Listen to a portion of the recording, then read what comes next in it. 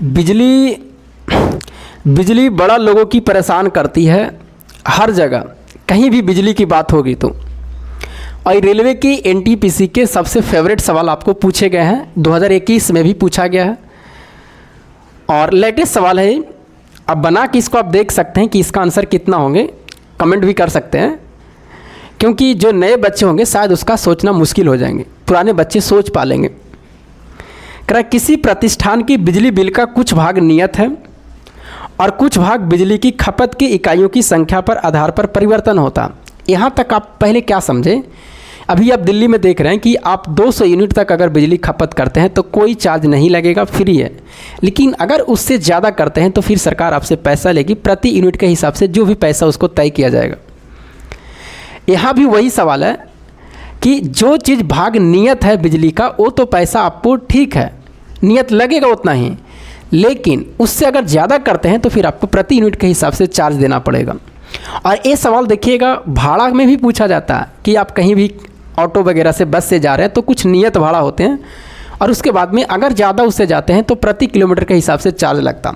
ये दोनों सवाल एक ही तरह के रहते हैं। करा किसी कुछ भाग नियत है और इसमें करा किसी महीने में हुई बिजली की खपत 540 इकाई है और उस महीने का बिजली बिल कितना है, 1800 रुपया। मतलब एक महीने का जो बिजली बिल आया है 1800 रुपया आया है। तो इसमें क्या क्या चीज़ है, एक तो आपको जो नियत पैसा इसमें लग रहा है कि नियत चार्ज आपको देना पड़ेगा बिजली का वो, और इसमें बाद में 540 इकाई जो बिजली खपत किया है उसका, ये दोनों को पैसा मिला के बिजली बिल वाले को 1800 पेड करना है। आगे पढ़िए, किसी अन्य महीने में अगले महीने में हुई बिजली की खपत 620 इकाई है। मतलब अगले महीने में देखता है तो 620 इकाई खर्च होता है और जो इसके पास में पैसा पेड करना पड़ता है 2040 रुपया पेड करना पड़ता है बिजली बिल वाले को। यदि एक महीने की 500 इकाई बिजली की खपत हो तो उस महीने का बिल कितना होगा। अगर हम बताइए 500 इकाई ही खर्च करते हैं तो बताइए उस महीने में हम बिजली बिल वाले को कितना रुपया खप देते हैं, ये आपसे पूछा जा रहा है। हो सकता है इस सवाल में आपको नियत भी पूछा जा सकता है कि नियत खर्च कितना था, ये भी पूछ सकता। अब यहाँ से अगर देखें तो देखे थे कि पैसा यहाँ कितना बढ़ गया, 1800 से 2040 का मतलब 240 रुपया ज़्यादा हो गया। कब, जब 540 इकाई पहले खर्चा करते थे, अब 620 कर रहे हैं तो कितना बढ़ गया, 80 यूनिट बढ़ा है, यही ना बढ़ा।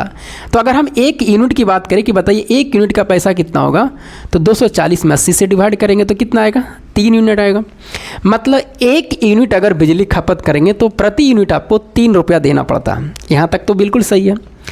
आप बताइए क्या यहाँ से आप नियत नहीं निकाल सकते? अगर आपसे नियत पूछा जाता तो निकाल सकते हैं कि 540 गुना 3 करके, क्योंकि एक यूनिट का 3 रुपया तो 540 का निकाल दीजिएगा और उसमें से 1800 में से घटा दीजिएगा तो नियत आ जाएगा। लेकिन आपसे 500 इकाई का पूछा है तो बताइए 500 इकाई का निकालने के लिए हम क्या करेंगे कि यहाँ से देख लेते हैं कि जो पैसा 1800 है, आप बहुत तरीके से निकाल सकते हैं। यहाँ से 2 रास्ता है। 540 इकाई से देखें कि 540 खर्चा करते हैं तो 1800 रुपया, लेकिन हमें 500 ही करना है। तो यहाँ से 40 इकाई क्या करेंगे, हम माइनस कर देते हैं कि 40 इकाई का जो पैसा उसको हटा देते हैं। तो बताओ बाबू, एक यूनिट का 40 रुपया, तो 40 का कितना होगा, 40 थी 120 रुपया। अगर हम 120 रुपया इसमें से माइनस कर दें, मतलब 1800 में से अगर हम 120 रुपया हटाते हैं तो ये 0, 10 में से 2 जाएगा 8, 7 में से 1 जाएगा 6, 1 बचेगा, यानी 1680 रुपया आपको 500 अगर यूनिट बिजली आता है किसी महीने में तो देना पड़ेगा। जो ऑप्शन नंबर कहाँ है, बी में दिया हुआ। एक आपकी रास्ता क्या सोच था कि सर हम 500 गुना 3 करते हैं। आप क्या करते हैं कि सर 500 गुना 3 करते तो कितना आता, 1500 रुपया आता। तो ये तो यूनिट का हो गया ना, लेकिन नियत चार्ज भी तो कुछ आपको देना पड़ता था। तो नियत चार्ज के लिए फिर आप क्या करते हैं कि एक यूनिट का 3 रुपया, तो बताइए 540 यूनिट का कितना होता है, 540 में 3 से गुना करते हैं तो 0, 4 तिया 12, 5 तिया 15, कितना 1620 रुपया। अब इसमें से आप 1620 माइनस करते तो कितना बचता, 0, और 10 में से 2 जाएगा 8 और 7 में से 6 जाएगा कितना, 1 है। मतलब 180 रुपया जो नियत आया वो किसका आया, नियत का आया। अब इसमें 180 अब क्या करते हैं, जोड़ देते हैं। तो ये भी रास्ता एक था सही, यहाँ भी कितना आएंगे 1680 रुपया। जैसे आपको सोचने का तरीका है वैसे सोच सकते हैं, दोनों रास्ता क्या सही है। और एक सवाल मैं आपको दे रहा हूँ, उसको आपको कमेंट करके बताना। दोनों सवाल ही पूछे गए थे और ऐसे सवाल किराया में भी पूछा जाता है। ऑटो वाले में कहीं बस करे जा रहे हैं तो कुछ नियत चार्ज होगा प्रति किलोमीटर के हिसाब से, इस तरह से भी सवाल रहते हैं, तो वहाँ भी आपको बनाना है। और ऐसे सवाल एनटीपीसी के रेलवे में पूछे ही जाते हैं कहीं ना कहीं। सिर्फ आपको माइंड लगाना रहता है कि आप किस तरह से सोच पाते हैं। नहीं तो प्रश्न को देखते ही स्किप कर देते हैं कि पता नहीं क्या। आप नहीं तो पहली बार अगर इस प्रश्न को आप बनाए होंगे तो शायद ही नहीं बना होगा। तो चलिए, ऐसे सवालों के लिए मेरे से जुड़े रहिएगा और जितना मेरे पास में टाइम मिलता है मैं आपको बिल्कुल हेल्प करते रहता हूँ। और जो भी आपके पास में समस्या रहता है कमेंट करिएगा, मैं कमेंट का प्रत्येक कमेंट का जवाब देता हूँ। समय लगेगा, ऐसा नहीं है कि आप बकाइएगा नहीं, समय लगता है, लेकिन मैं आपको रिप्लाई दे देता हूँ। चाहे वीडियो बनाना है किसी भी तरह से हो तो मैं आपको रिप्लाई देता हूँ। जो भी आपको पूछना है डाउट आप पूछ सकते हैं।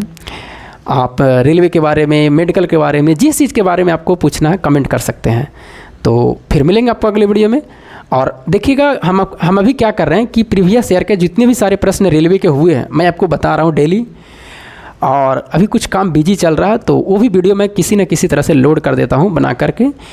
ALP का, टेक्नीशियन का, RPF का, जितने भी सारे एग्ज़ाम हुए, JEE वगैरह का रेलवे में, सभी का प्रश्न मैं आपको बताऊँगा। बिल्कुल आप वीडियो में आप चैनल को सब्सक्राइब करके रखिए।